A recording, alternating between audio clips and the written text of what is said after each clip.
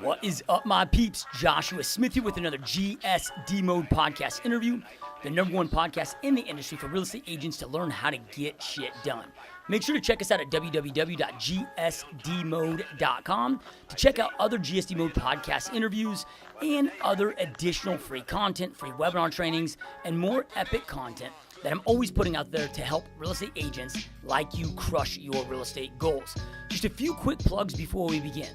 If you are a driven real estate agent that has big goals, big dreams, and want to create greatness, then check out my personal mentorship coaching program at www.90daymastery.com, where you can see how it works, what you can expect, see a ton of testimonials about the massive success other realtors just like yourself have experienced with the program, and learn why thousands and thousands of real estate agents have decided to join my personal coaching program to help them change their business and life forever. All right, so as real estate agents, hands down, by far, the #1 most important tool in our real estate business is our CRM. If you want to use the exact same website and CRM I use that provides you with all my personal follow-up drips that allows my team to generate thousands of leads each and every month and close 2+ homes every single day, check us out at www.perfectstormnow.com to see the best, most effective, and affordable website CRM system on the planet. If you are going to sign up, make sure to go to perfectstormgsd.com. You want to make sure that you go there to register, perfectstormgsd.com, where you can get the registration fee waived and only pay $199 a month. One last quick thing. Your support truly means a lot. If you find these interviews and any other GSD Mode content powerful, please make sure to share it with anyone that you feel can benefit from this content. All right, it is time to jump on into today's GSD Mode podcast interview.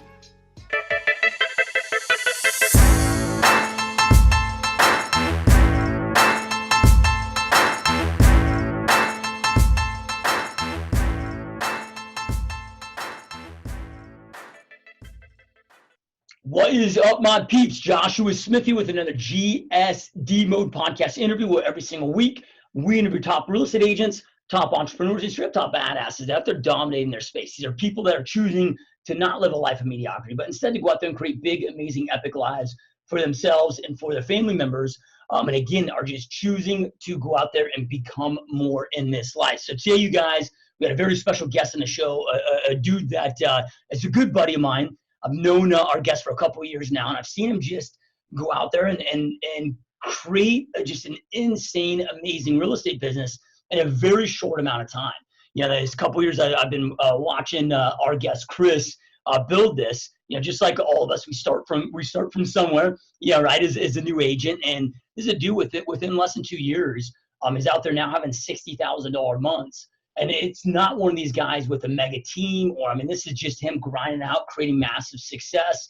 So really stoked and honored to have our guest on the show. So our guest, you guys, was his previous career before he got into real estate. He was a top nationally ranked stockbroker that was out there making millions, had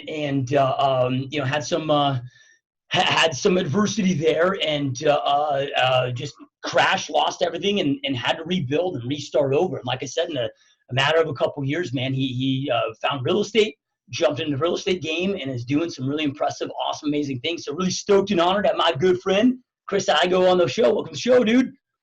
Thank you very much, Josh. I am totally, first of all, flattered. That's an amazing intro. I appreciate it. I should bring you on all my listing appointments.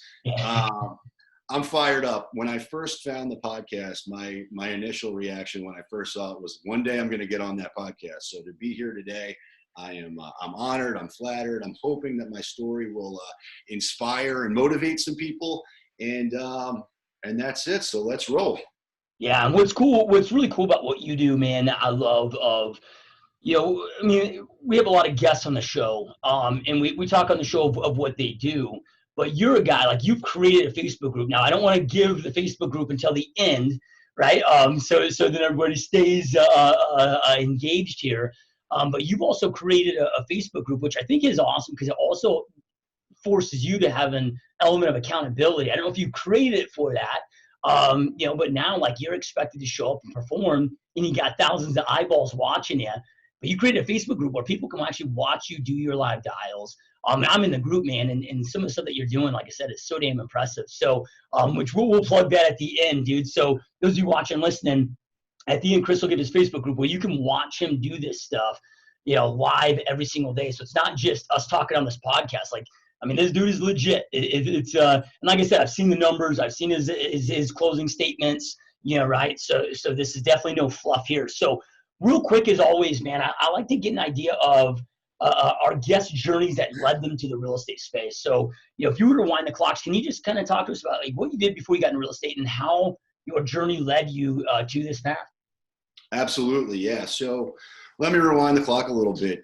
Growing up, I really kind of feel like I had some amazing advantages. My parents were both, I come from a loving family, mother, father, sister, but they were sales professionals. And it's funny reflecting, looking back, my father was about my age when he left corporate America, started his own business, and I got to watch that in real time. And I think he's one of the greatest salesmen in the world. I watched him literally work his ass off 24/7, totally consumed by the process. And I saw firsthand what it is to build a business from scratch. So literally pennies in a jar to a multi-million-dollar international banking software company. So I had the advantage of growing up with that work ethic modeled for me. And I've never really known anything other than what that obsessive work ethic looks like. So essentially doing big things, getting shit done, that's in my DNA. My mom likes to tell a story when I was growing up, and you'll probably relate to this. I know you got two young kids. My daughters are 3 and 5, so I can't imagine actually ever doing this. But when they were grocery shopping back in the day, so I don't know, I'm a toddler, maybe 5 or 6, they'd be walking through the aisle, and my dad was teaching me to essentially yell, to be loud, to project. And I can't imagine doing that now, but it's funny, he was trying to teach me that in order to be heard, you got to be loud. So it's one of those things that I really look back at now, and I'm like, that was an added bonus, right? So again, fairly normal suburban background. I'll fast forward a little bit. The summer of 5th grade, you hear about the lemonade stands. Well, this is my version of that. So the summer of 5th grade, I guess you're maybe 10 years old back then. It occurred to me that I needed to make some money. So this is back 30 years ago. There's no internet. There's no cell phone. There's no screens. There's no computers really. But there were reading lists that you had to do over the summer. So I remember the Hardy Boys was like a series of books that I was reading at the time, and the detective agency thing. So it occurred to me that I should start my own business and start a detective agency. Now, mind you, I'm 10 years old, so this is ridiculous. But I brought it to my dad, and he's like, Chris, nobody's going to hire you to be a detective, but they might hire you to do some work around the house. So he encouraged me to ask the neighbors if I could do some work for them. And that's exactly what I did. It's kind of funny to think about it now, but the truth is I got my first job by door knocking the neighborhood and asking the neighbors if there was any work that I could do.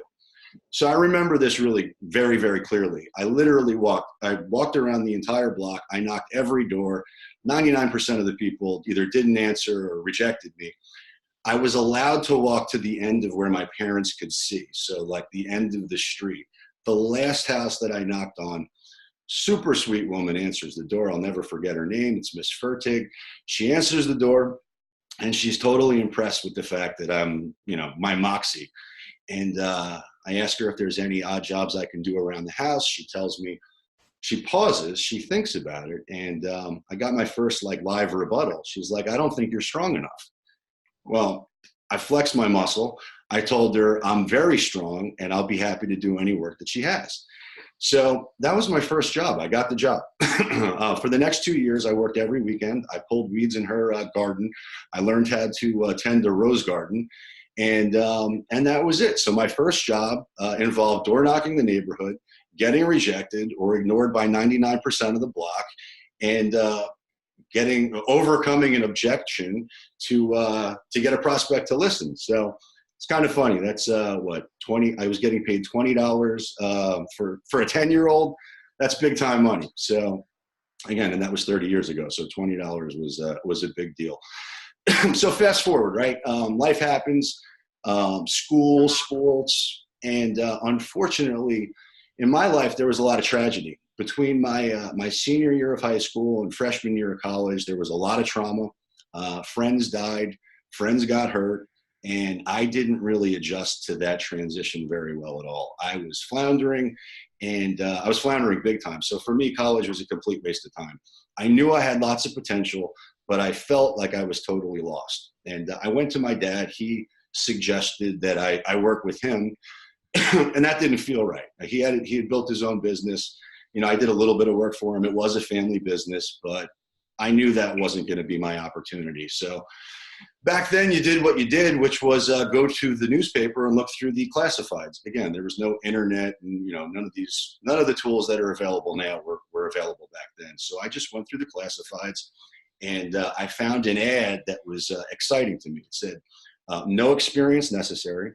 Well, perfect. I had none. They're looking for aggressive, competitive, sports-minded individuals for an unlimited earning potential job. And I was like, hell yes, ding, ding, ding, whatever it is, sign me up, right? So this was the mid-'90s in Boca Raton. And, another word for that would be Long Island South. What I didn't know at the time is that I had found myself right into the heart of the Wolf of Wall Street's incubator. So everybody knows Jordan Belfort. Well, his proteges had built up all kinds of different retail brokerages around Boca Raton. So my first interview consisted of me coming in, meeting a broker who ended up becoming my mentor. And he showed me a copy of his paycheck, which was for some obscene amount of money. I think it was like 200 grand. I'm like, stop the presses, whatever it is, I'm all in. Let's give it a shot. So that's what I did. And I got this crazy indoctrination into a very crazy world of fast money. And I was hooked, but I got the absolute best phone sales training on the planet. And it consisted of, I would call literally hundreds of accredited investors, just pounding the phone, asking them to buy millions of dollars worth of stock. And the insane part was a lot of them did. So again, constantly pounding the phone. So fast forward, I blinked. It's 18 years later. I had generated millions of dollars in commissions, and I really thought I was set. I had built a team. I'd come to a point where I guess I got comfortable. Not that I got lazy, but I really thought I had arrived, and this was it. And then overnight, everything stopped completely. The firm was sold, the business model was finished, and we were out of business. So here I am, and it's terrifying. I mean, there's no other word for it. My peers, my friends are out there making partner. They're selling their businesses. Some of them are retiring, and I'm back to square one. It's like Monopoly. Don't pass go. Do not collect $200. You just went from hero to zero, and I was absolutely terrified. So it was scary is all I'm trying to relate. It was a really scary time. And looking back now, I had this limiting belief, which made it even more terrifying, that the only thing that I was able to do was sell stock over the phone. And I was almost paralyzed by that fear. So one of the things I've learned in my journey, and I hope this transmits to anybody who's watching, that your mindset is the absolute most important thing for you to get right. Because if you've got your mind right and you're squared in and focused, you can achieve absolutely anything. Now, there is an element to this story that I can't overlook, because it's one of the things that stunted me essentially in every way. As a stockbroker, I became addicted to the fast life. And by that, I'm talking fast money, fast everything. You can do the math. I knew in order for me to have a shot of success in any form of life moving forward, I need to completely eliminate anything that tied me to that world. And I'd have to eliminate everything that didn't serve me or my family or my business. And to be incredibly honest, it was really, really hard. None of it was easy. To go basically from the top of the food chain to the bottom of the food chain overnight, it was the greatest mindfuck I've ever had to experience. And the mental gymnastics that I needed to do to to keep my sanity was just intense. So bam, there I am. I'm newly married. I'm newly sober. I've got a new baby daughter. I have another one on the way, although at the time I don't know it. I'm terrified. I don't know what to do next. So I'll ask you, what does a middle-aged dude who's terrified about his prospects in life go out and do? Yeah, I don't know. Get your real estate license. So that's what I did. And I went out, got my real estate license. My cousin, actually, shout out to my cousin Billy down in Fort Lauderdale, is a successful real estate broker. And I had the wrong idea that because he was doing it, I could do it and it would be easy. Well, it was definitely not easy, and it was incredibly humbling. So I took some time. I realized that out the gates, I would need to partner with somebody who had a little bit more experience than I did. And I got connected with a mega agent in my market, and I basically just got to work. Started as buyer's agent. I learned the basics. I'm talking about like the most extreme basics: how to set up a search in the MLS, how to work a lockbox, how to schedule showings. But one of the most important lessons I learned was to answer the phone when a lead comes in within 5 minutes. And now I've since learned that if you can do it faster than 5 minutes, that's even better. But that was the main takeaway. So the first deal I ever closed came off a lead that came in at 11 o'clock at night. I'll never forget it. I was in bed. My wife's next to me. We're watching TV. The phone dings. And at this point, I hate the fact that the phone's even dinging, but it dings. I call them back, and they were so impressed with it that the next day we went out and put a $180,000 condo under contract. So my first 2 months in the business, I closed 2 small deals, 2 rentals. Now I don't even count rentals as part of my production, but at the time I was like 4 deals in my first month. I'm going to dominate. This is easy. And that's not how it played out at all. So I started production in March of 2015. I was coaching myself, thought I kind of knew everything. I did 7 deals and 6 rentals, and the price points were really low. I hadn't figured out lead generation. I was relying on my agent for leads. And what's the stat? You know, how many real estate agents fail? Not 90% the first 3 years. Yeah, it's crazy. Well, here's another stat in my market. There's 40,000 agents in Palm Beach County, and of that, only 1,000, I think, do 10 deals or more a year. So look, I was on my way to becoming a statistic, and I didn't even realize it. Now, you'd think that somebody with my track record and my skill set would have figured some of these things out, but the reality of it is I was trying to be what I thought a real estate agent is, not who I am, and I absolutely hated it. So I was saying yes to everything. I was glad handling everybody. There's so much advice that gets thrown at you when you're a brand new agent that it's really hard to figure out what's real and what's not. You've got a feeding frenzy of coaches, vendors, self-help gurus. Most of it's total bullshit, but and a complete ripoff, I might add, because if you buy into any of that or all of that, you'll go broke quick. But the bottom line is I was failing, and I was failing fast.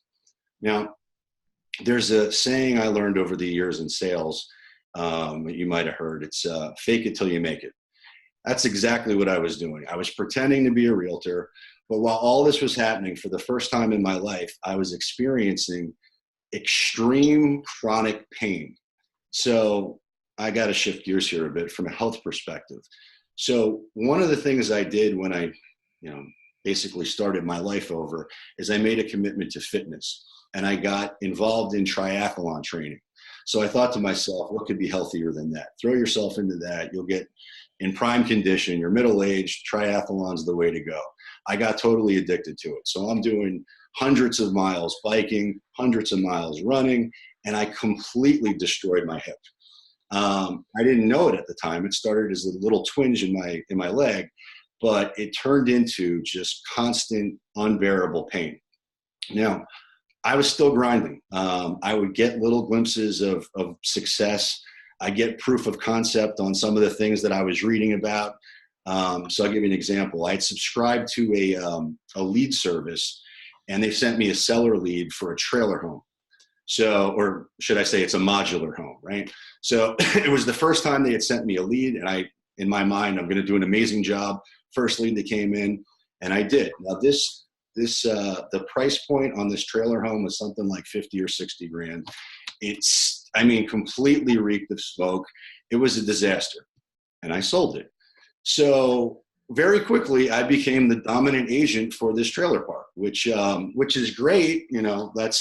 That's the proof of concept I was looking for: sell a home and then become the dominant listing agent. Unfortunately, it was in a trailer park with a price point less than 100, which is not exactly where I wanted to be. So again, it's proof of concept, but I was burning myself out and I was in constant pain. Now, it's almost impossible for me to describe how bad it is to be just consumed by pain. I think I have a high threshold for pain. I'm a tough guy, played lots of sports. This is something completely different. This is where you can't sleep at night, that you can't think, you're constantly angry. Getting in and out of a car is just almost impossible. The phone, I was so on edge and frazzled by the pain that the phone would ring and I'd be furious that somebody called me. All along, you want people to be calling you. This is the name of the game. But I got to the point where my first waking thought in the morning was that I'm fucked, which is no way to live. So started to seek medical attention, which is probably the right thing to do. I probably should have done it earlier. But bottom line, I learned that I needed a hip replacement. The day that I learned that I needed a hip replacement was also right after that I had a listing appointment. So I went from being told they're going to amputate my femur and attach hardware to my leg and go through this major life-changing surgery. And then the next hour I got a listing appointment. So I went to this appointment in a complete fog, completely overwhelmed by this terrible news. And I should also say I had done such an amazing job getting this seller on the phone that it was a layup. All I had to do was go there and execute. But this is an example of exactly what my year was like. I was just in constant pain. So long story short, I went there, I shit the bed. It was the worst. It was the worst listing appointment in the history of the world. Needless to say, I didn't get it, but that's what the whole year was like for me. So I was still in denial about my health. I put the surgery off for way longer than I should have. And it was because I was terrified. But finally, I got to a point where I realized that without it, I don't have a shot in business or in life. I mean, I needed to do something. So that year I did 16 deals. They were very low price points. I made something like 60 grand. For me, that number is humiliating. I mean, I used to have $60,000 months as a stockbroker. And now here I was failing miserably, financially, physically broken, spiritually broken. I felt totally hopeless. My wife, who was an absolute saint for putting up with me when I was in this condition, finally got through to me and was like, flat out, get the surgery. Either get busy living or get busy dying. So that's what I did. I mean, I realized it was that severe. I got the surgery. Second year in the business, so 2016, right? Yep. Okay. Well, no, that was the surgery was 2015. Okay. The second year, yeah. And so when I opened my eyes from the surgery, it was instant, immediately. The first thing I wasn't in pain, and I had been in pain for so long that it was almost like miraculous. I woke up, first thing I said was, I'm not in pain. And I made a decision in that moment, literally in that moment, that I would not let anything hold me back. It was like being born again. So look, mindset's everything. Once I made the decision to get the surgery, I went from terrified to empowered very quickly. And the month after the surgery, this is how I found you. You're basically rehabbing. You're not doing anything. So I had a full month on my hands to essentially just recover from the surgery. And I was everywhere looking for help, whether it be physically, to recover from the surgery, but also I knew I needed some help in real estate. So I found your podcast, your content, your delivery was something I could relate to. I still honestly thought it might be a scam, but I was desperate. I mean, I really was. I took a leap of faith, and thank God I did. I took what at the time felt like a huge gamble. I mean, it literally was like my last red cent. I mean, I was on fumes at that point, but it was one of the best investments in myself that I ever made. So On paper, I grew exponentially year over year, but internally, I still knew I wasn't doing what I needed to do. I hadn't connected the dots from what I'd done previously on the phones to what I needed to do here. So when I think about it, because I've done a lot of analysis on this, if I get really honest, there was a ton of shame around what I felt was failure in the other career. And I really just hadn't forgiven myself yet. I was one of the top producers in the country as a stockbroker, and here I was barely able to make $100 grand. I felt pathetic, and at the time, I didn't really see it, but I'd found a million new creative ways to victimize myself. I'd gone from the abundance mindset to the scarcity mindset. I went from big to small mentally, and I was totally overwhelmed. I become completely underwhelming, and I was delusional because on paper, I could make a story up that I had grown a lot, but really I hadn't. I mean, if you go from making 100 to 200, that's a nice percentage move, right? But it's still no money. So here's where the story gets exciting, and here's where everything starts to change. I flew out to the Mastery Alumni in-person event, and for those of you who aren't familiar with that, twice a year, Josh hosts an in-person mastermind for his business, Mastery Alumni. And look, this isn't some rah-rah thing. It's really actionable content for 2 days straight. You're in there with real producers. So I got out there, and I found myself in a scenario where I raised my hand to do a live role play, and it was in front of the group, and I thought I did really well. As I was walking back to my seat and everybody's applauding, I kind of had this like aha moment, like, why am I not doing this consistently every day? And that's when the bell went off. I knew that I had the talent, and I knew I wasn't executing. So I made a decision right then and there as I was walking back to my seat that I was never going to feel like that again. And I haven't. So when I got home, I took massive action. Now, I'd already been on, I'd subscribed to some of the other services out there. I was on Vulcan 7. I had the Mojo Dialer. I was calling the expireds and the canceleds every day. But I had made a commitment. Now I'm going to do it like for real. And so that's what I did. Now, I also knew that for my stockbroker days, I'm way more effective when I've got an audience and I'm in a boardroom than I am if I'm holed up in an office by myself. So it occurred to me that it would be really powerful if I could create an accountability tool for myself and create, for lack of a better term, a virtual boardroom. So that's what I did. I went out there, I set up this Facebook group to do my calls in live. I invited 2 people from the alumni, and that was it. It was only meant for the 3 of us. So my first session on the phone, I set an appointment. The next week, I set 20 appointments. And I basically drove myself nuts driving around 2 counties, which was a complete disaster because my systems and processes weren't completely dialed in at that point. But, pain is the best teacher. So I quickly learned the value of getting all that stuff dialed in, knowing my capacity. I hired a transaction coordinator, complete rock star, to help me out with the things that aren't really the highest and best use of my time. So shout out to Kristen. You're an absolute rock star. So fast forward a year, right? That was October of last year. So the real estate cold calls room is 1 year old, okay? We went from the 2 members that I had invited. There's almost 3,000 people from around the world that watch me do these calls live, which is just insanely cool. And I'm totally blown away that it's grown like that.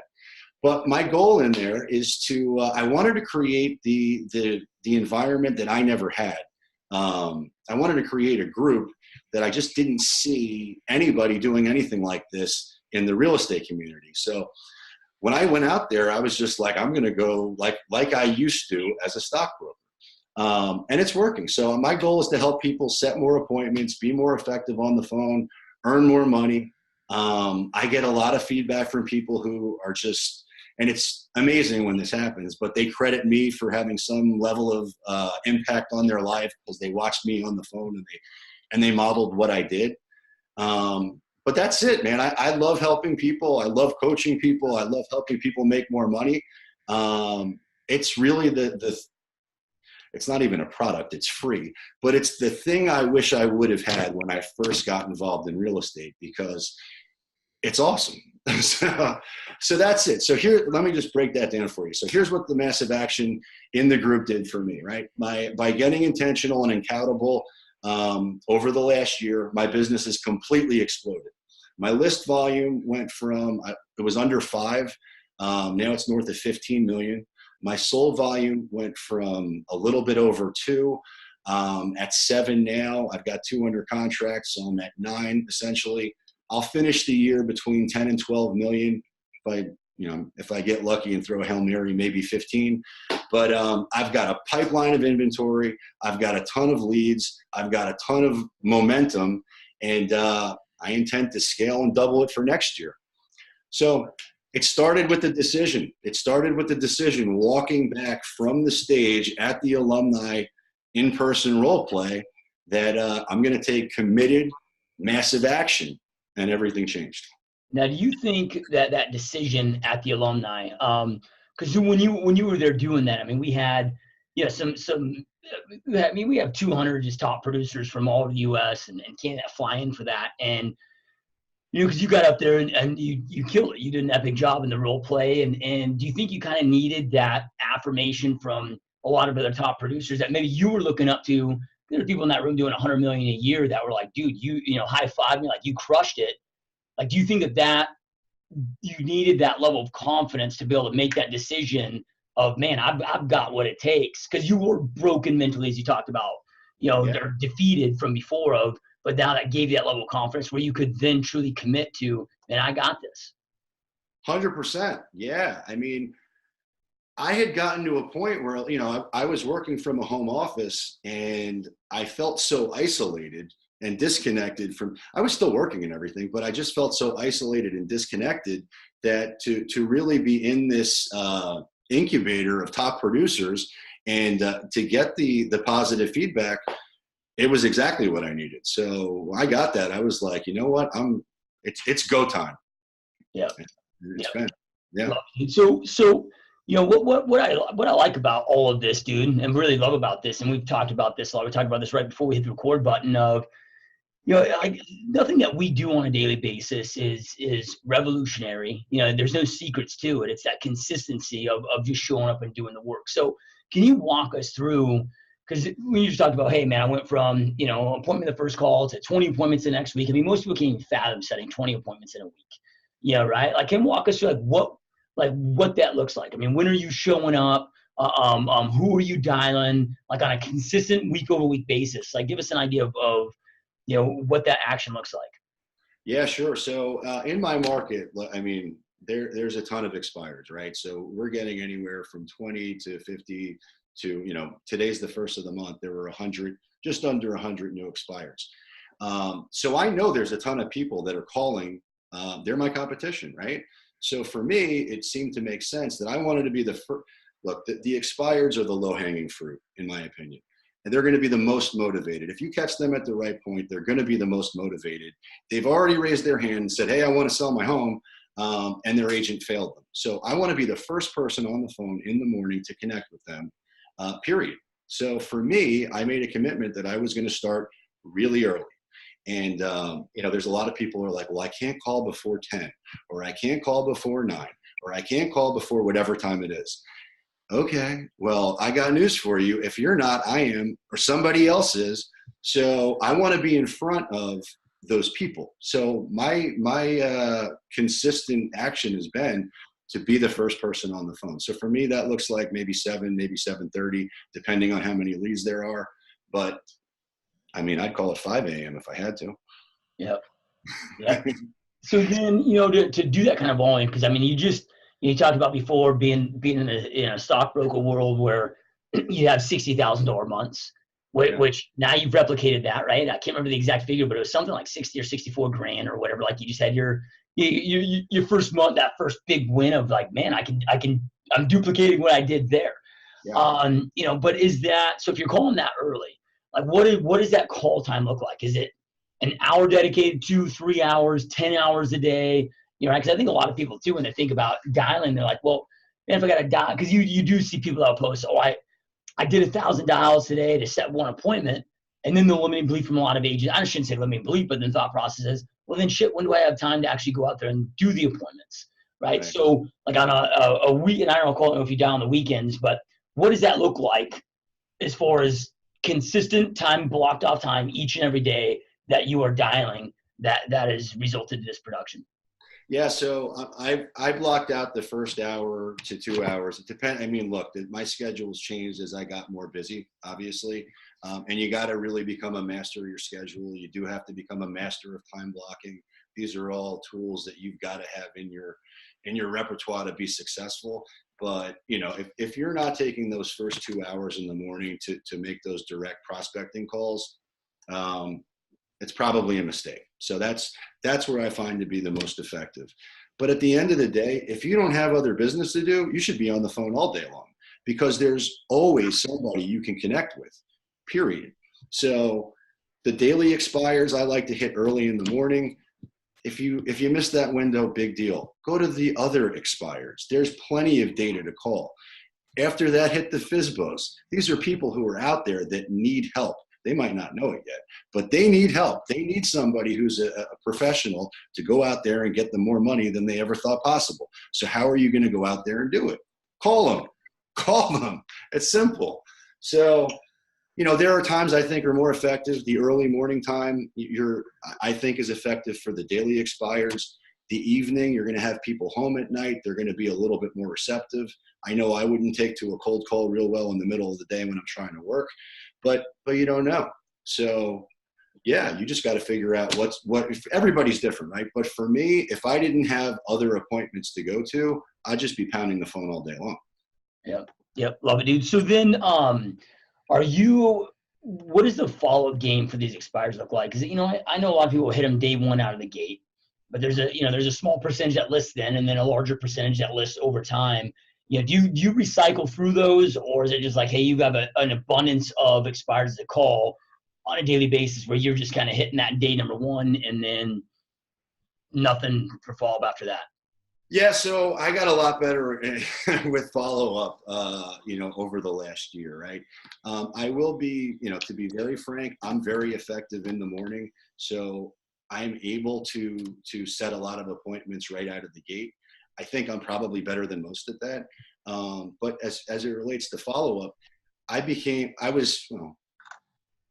last year I wasn't doing a good job managing the data.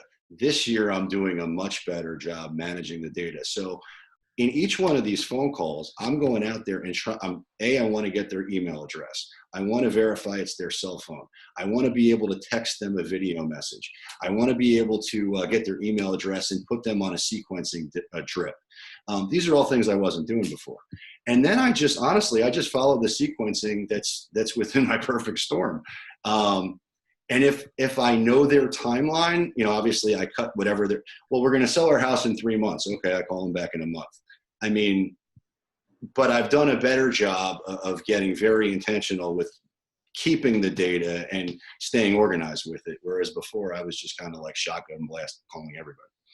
Yep. Love it, dude. So then can you give us an idea of realistic expectations of, it was like the story that you told when you were your first, kind of business venture of doing the work in 5th grade when you're knocking the doors and getting rejected. And I see agents that'll be like, man, dude, I called 100 expires today and got rejected by everyone. And I don't think this is for me. Like people allow themselves to get defeated, I think, so easily because they don't have realistic expectations of the amount of effort sometimes that it does take to convert one of these.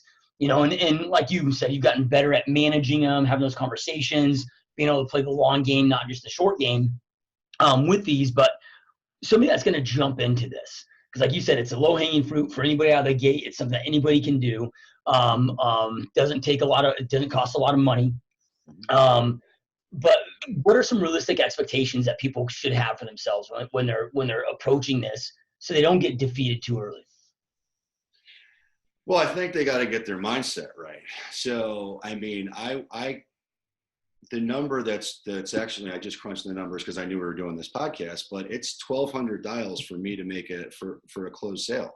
So when I do the math, it turns out it's somewhere between $7, depending on where I close the year, but basically I get paid somewhere between $7 and $10 a dial, right? So somebody hangs up on me, cha-ching, $7. Somebody tells me to go F off, cha-ching, $7 to $10, whatever it is.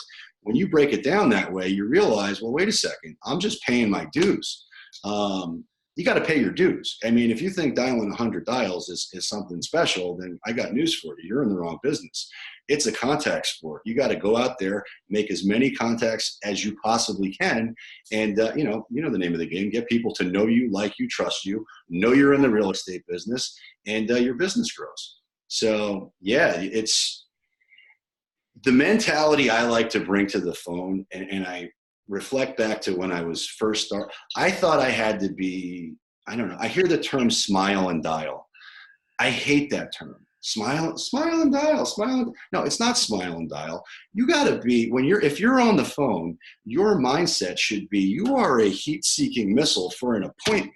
You are going a direct sales pitch directly to setting the appointment. And if you don't get the appointment, cool. Well, would it offend you if I followed up in, what's your best email address so I can send you a property analysis? This way, we're both fluent in speaking the same language as it relates to price. Everybody says yes to that. Well, now what do you have? You got their email address. Okay, cool. Now they're in your database.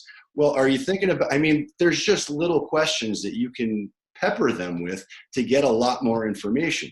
But I mean, just recently I had a wrong number convert into they answered the phone. I said, hello, or whatever I said. And they're like, no, I'm not, you got the wrong number. I said, okay, well, do you happen to know anybody else thinking about buying or selling real estate? They said, yeah, me. Oh, okay. I'll be there this afternoon. So I think it's important for somebody who's starting out on the phone to realize it's a numbers game. You're going to have to make 1,000. I make 1,200 dials to get a closing. You're probably not going to be as good as me on the phone. So that means you got to dial more. So dial more. It's that simple. Dial more. Now, look, this isn't the only thing I do as it relates to business.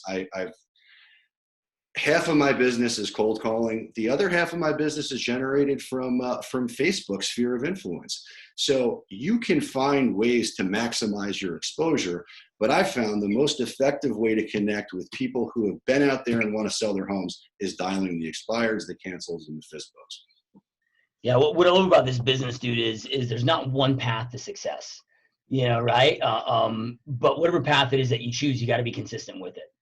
Whether it is showing for expires, showing for open houses, or whatever the path is, like get laser focused, be extremely intentional with it, and go out there and be consistent and give it your all when you're doing that. And, dude, when I see agents not having success, it's like, man, you got to almost go out of your way to self-sabotage yourself to not have success in this business. Because if you just show up and do the work, man, it's you're going to fall upon deals. Yeah, right?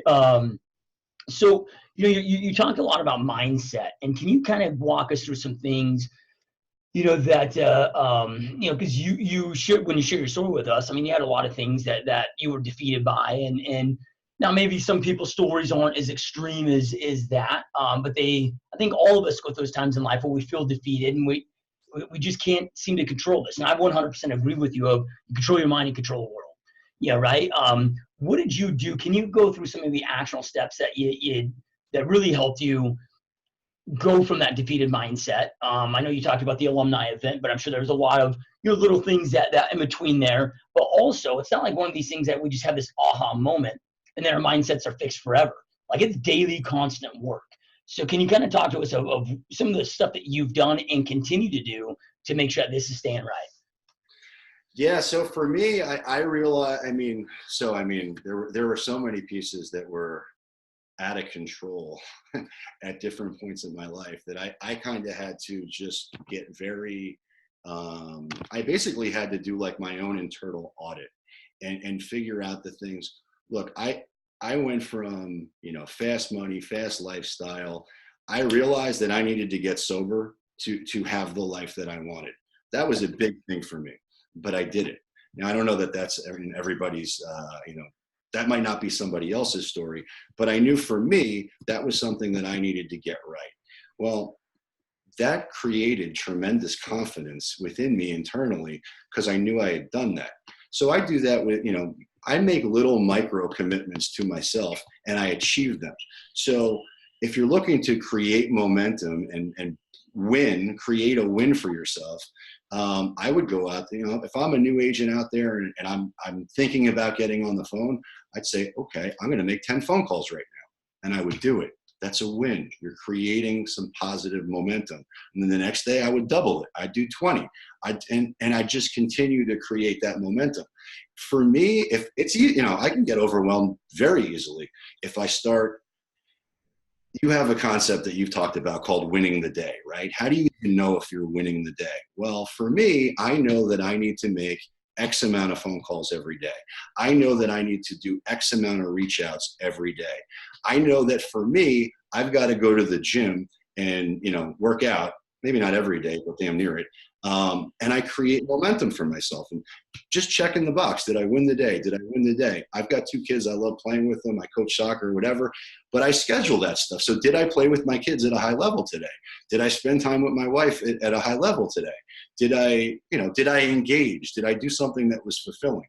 And that's it. You got to create momentum for yourself. And that's what it took me a long time to figure all this stuff out. So it's not like this was an overnight thing. But that's what I'm doing today, and it seems to be working. Yeah, love it, dude. So, going into and kind of switching gears here, because we're friends on Facebook, and I see your involvement with your family and your young kids, and you're one of these guys where, you're intentional about your business, but you're also intentional with your family life. And it's so easy, man. I mean, anybody that I think has been a hard driver with business, it's so easy to let business consume everything, and if we're not careful, next thing we know, we can be that absent father. And you made a lot of shifts, because I'm guessing you're the previous Chris in the stockbroker world wouldn't allowed you that the way you operated there, you wouldn't be the dad you are or husband you are able to be now. But man, so many people struggle with this and I hate the word balance, because I just don't know if it exists, right? It's just that extreme intention. But what are some things there that you have there, the tips that you would give? Because this is something that so many of us struggle with, is trying to build our business of not letting those important things, fall short, like being a great father all at the same time. Yeah. Look, I knew for me, well, first of all, my parents were amazing, right? So I come from a very close family, and it was important to me in fact, my family comes before my business. They're the most important thing to me. But I also know that in order for me to maintain the lifestyle and have the life that I want, I got to go out there and make it happen. So, I don't believe in balance either. I'm sure my wife would tell you I'm a lunatic workaholic. I don't look at it like work. To me, this doesn't feel like work. I'm just 24/7 doing my thing. And I think if you're committed to something, it's easy to make these other things work. It's easy I don't know if it's easy, but you find a way. That's a better way of putting it. You find a way to set priorities, and you just do what's right. Yeah. Yeah. I don't know if I answered your question. Yeah. Now, I mean, it's the whole, saying of when you're committed, you find a way. When you're not committed, when you're interested, you find an excuse, right? Yeah. Look, for a long time, I had lots of excuses, right? I mean, it's easy to make excuses. The world is set up in a way to, kind of validate those excuses. It's bullshit. It's bullshit. And so if you're committed to doing something, you're going to get it done. And that's why I love that's why I love GSD mode. I love the alumni, because you've got committed people who are out there getting it done. So look, I'm fired up for this year. I mean, my intent going into 2019, I'm going to scale. I'm going to build. I'm going to expand. So for anybody in the local area who's looking to take their business to the next level, obviously, please reach out to me. And on a global level, join the real estate cold calls group, because you talk about giving back. I mean, that's my way of giving back. You can see me on a day-to-day basis battling people. I mean, I'm sure you've seen some of the videos I put out where, somebody pushes back to me on the phone. I actually push them back a little bit. And you'd be surprised how quickly you can convert somebody who's a little bit I don't know, aggressive or whatever into a prospect because they're just not used to it. So I don't know. I'm fired up about everything. And I love it, dude. Because yeah, I mean, the group is amazing, dude. And those, I think it's so powerful for a lot of reasons. I mean, number one, it creates accountability, like you said, for your own self, and creates the environment for you to win, which is epic. But then you have thousands of other agents that can see what you're doing, learn from what you're doing. But I also think that, we make up these stories in our head of how bad certain things are going to go, right? But then when we start executing on them, like let's just say you're going to go door knock, and you make up this story of like how negative and nasty the replies and responses are going to be. And it's never as bad as these stories made up in our head. And people can see that because these are live dials that you're doing. And it just creates a win in so many different ways. So, and I want to make sure we'll get a link for our listeners that'll be able to right below here where they'll be able to click and join the group. But one last time, because we have a lot of people on iTunes that are listening to this that won't be able to see the link or be able to see it visually. What's again the name? Like, where do they go search for on Facebook? So it's real estate cold calls and lead conversion. Okay. Facebook. Yeah. And so look, I'm out there. I'm going to build an epic team going into 2019. If you're local and interested in learning more about that, then reach out to me directly. If you're global or in the cold calls group and you're interested in talking about coaching or scheduling a speaking engagement, anything like that, I'm available. And I'm fired up, dude. I'm going to double my production for next year. Going to do big epic things and hopefully model your business and get to where you're at. That's what I'm shooting for. I love it. Well, you're way further ahead than I was at where you're at in the game. So I'm sure you'll be crushing me, dude. So, and that was my next question, which you just kind of answered it of, I know that all these agents are seeing what you're doing and see how badass you are with it. Then I'm sure they start reaching out and asking for coaching help and but you're busy building your real estate team too. So, I'm sure there's limited amounts that you're able to do that. But what does that look like for somebody that does want some help here? What kind of coaching do you offer? Well, that's something that I'm looking into for 2019. I haven't even, this is an opportunity for me to launch that. I get a lot of I get a lot of people who are reaching out asking me to coach them, but I'm at a point now where, obviously I got to focus most intently on growing my own business. Yeah. But as I go into next year, I'm going to roll out a platform. And, the short answer is, I don't know. Yeah. I love it, man. Love it, dude. So, what do you see? So in 2019, you're growing your team and the goal is to scale this. With what is your plan, just out of curiosity, man, to scale this with the dials that you're doing? I mean, are you going to go the path of building on internal phone sales team, or like what do you see the vision for that being on your own team? Yeah, so that's a great question. And for the last year, I've been playing around with different, trying to outsource those dials, and it's been a disaster. I've yet to find one good virtual ISA company. Oh man, it's not virtual, any IS. I haven't found any ISA company that's worth it. And so I'm not going to bash all the ones that I did try. But what I learned is that I'm really good at teaching people how to talk on the phone. I did that previously. I built teams. So for me, I've got to get intentional this year about creating that opportunity for myself. So I intend to go out there and hire some people and teach them to be assassins on the phone. And I've got a couple people in mind already. So yeah, I'm going to build that up internally, and then I'm going to start bringing in some buyer's agents. I've got some things planned with.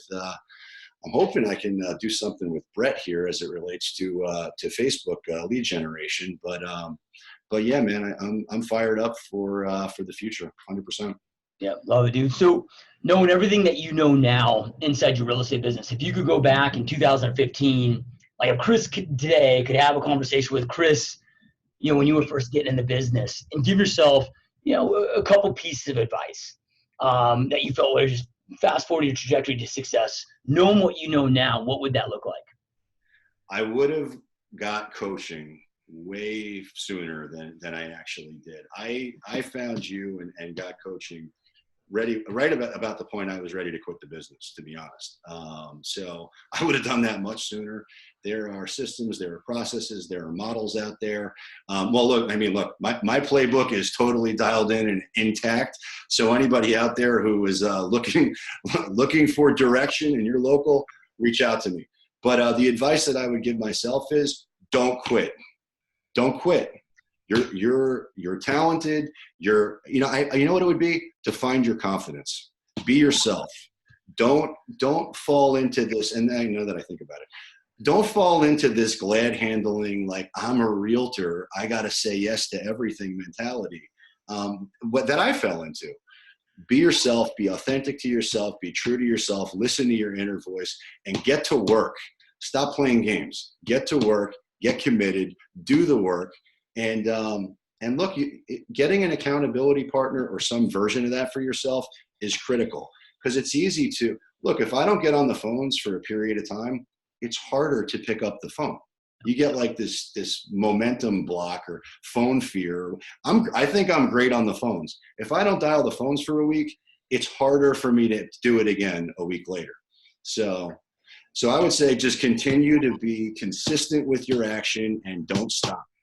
Yeah, well, it's just like, because I know you and I are both gym rats. It's just like the gym, dude, right? Like you take a week off or 2 weeks off, man, you lose that momentum. It's harder to get back in that door. It's harder to, and it goes so damn fast, man.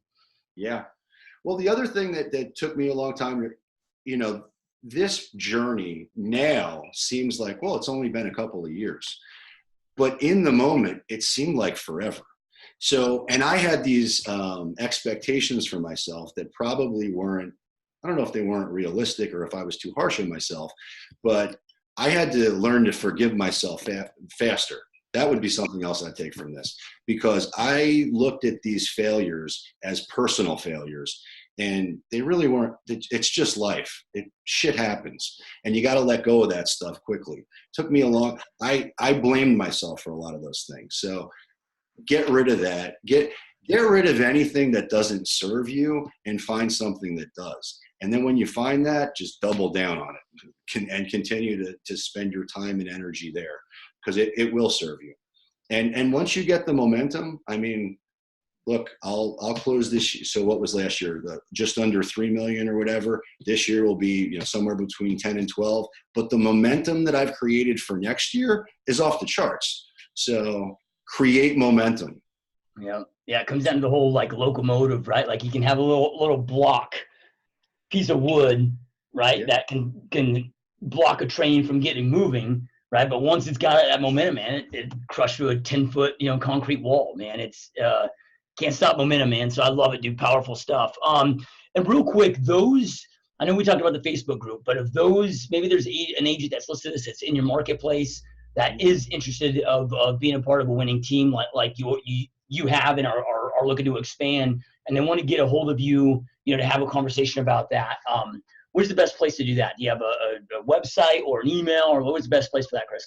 Yeah, so the best way to connect with me for anything really is chris@igoehomegroup.com. I'm everywhere on social media. You can find me everywhere. So Chris Igoe, Igoe Home Group, Google it. You'll find me everywhere. And let's connect. I'm happy to help. Yeah, powerful stuff. And those watching, listen, I know I end every podcast with this, but information without implementation truly is a start of delusion. Information is the power. It's taking that information, taking massive action on it that creates the power. That way you can go out there and create the life that you know you want and deserve. And Chris shared so many amazing pieces of advice with you guys today. Make sure that you take action. Take something that you learn and take immediate action on it, as well as right below this video, whether you're on YouTube or GSDmode.com, wherever you are, there's going to be a link right below where you can click and then go join the Facebook group, the free Facebook group that Chris has every day. And you guys, I'm in there. I see Chris doing these dials on a constant basis. It's something that all of you should be in. It's free. It's badass. And if you just implement what he does, man, it will change your career and change your life. So those of you that are watching and listening, as always, thank you for being here. It's been a massive honor. And Chris, man, I truly appreciate you taking time. You're busy here. It's been a lot of fun, brother. Yeah, man, I appreciate you having me. And anybody out there, send me your referrals. I'll take care of them at a very high level. This has been epic. I'm totally honored, totally grateful. And let's do it again in a year when I'm at, 25 plus. Yeah, we'll do it, my friend. All right, thanks again, you guys, and we will see you next time. All right.